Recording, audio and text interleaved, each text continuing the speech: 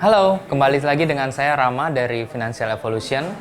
Jadi hari ini kita akan membahas bagaimana cara menganalisis saham di pasar modal teman-teman.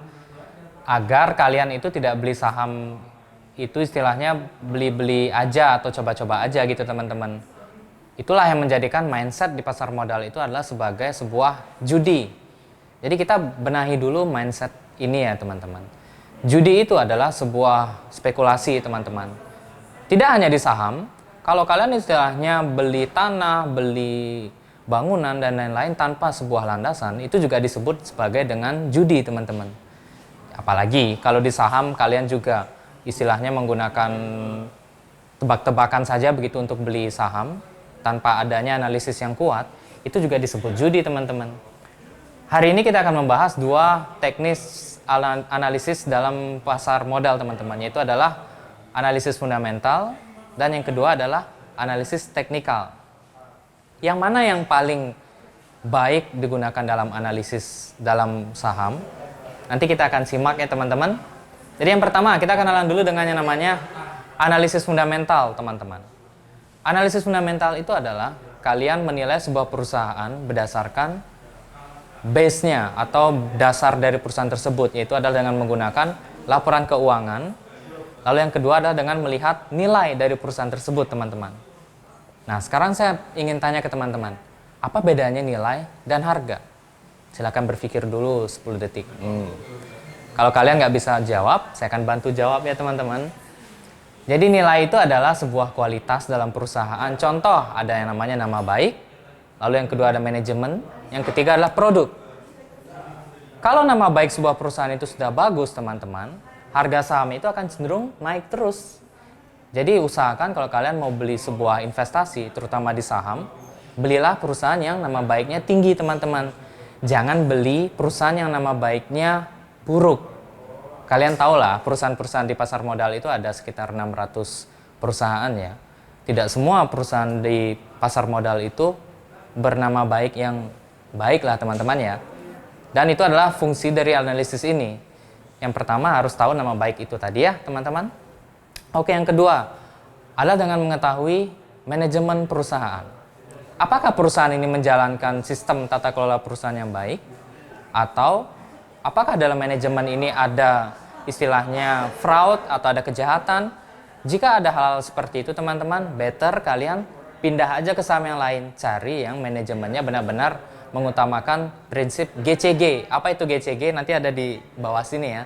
Good Corporate Governance namanya, tata kelola perusahaan yang baik. Lalu yang ketiga teman-teman, yang harus kalian perhatikan adalah produk dari perusahaan tersebut. Apakah kalian mengkonsumsi produk ini dari perusahaan ini misalnya terus-menerus atau tidak? Kita ambil contoh saja misalnya Unilever teman-teman. Apakah 10 tahun lagi kalian masih mandi atau enggak teman-teman?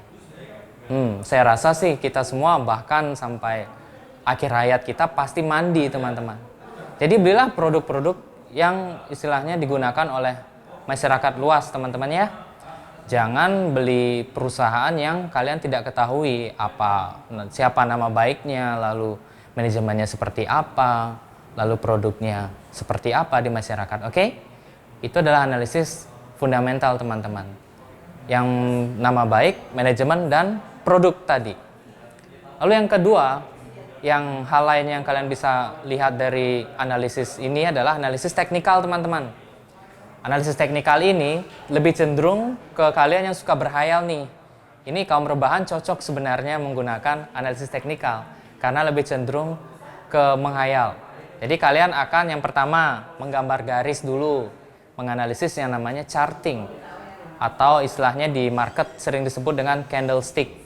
Kalian mencari pola-pola dari pasar, lalu kalian mencari harga yang tepat untuk beli, lalu kalian jual lagi. Ya istilahnya kalau di fundamental itu kalian berinvestasi, kalau di teknikal itu kalian lebih cenderung untuk bertransaksi jual beli teman-teman atau trading begitu. Yang pertama dalam analisis teknikal disebut dengan support dan resist. Support itu adalah titik bawah nih. Jadi teman-teman biasanya kalau kita pengen beli saham, kita pasti akan mencari saham yang harganya murah kan. Nah itu sering disebut dengan batas bawah atau support. Lalu yang kedua itu adalah resist, itu ada di atas teman-teman. Jadi kalau harga saham itu sudah naik, ya udah kita jual aja kalau udah menyentuh resist. Simpelnya seperti itu. Kalau kalian pengen tahu lebih detail lagi, subscribe YouTube kita, follow IG kita, share ke yang lain. Lalu kita biasa ada event kelas. Kalian ikuti saja di situ ya. Jadi di sini akan sedikit saja saya bahas begitu teman-teman, oke? Oke, jadi 2 analisis itu kalian harus pegang sebelum kalian berinvestasi saham begitu teman-teman. Agar kalian tidak yang namanya istilahnya resikonya terlalu besar, tapi return yang kalian dapat kecil.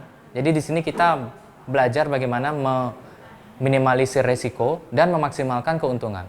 Oke, sekian dari saya Rama, salam pintar.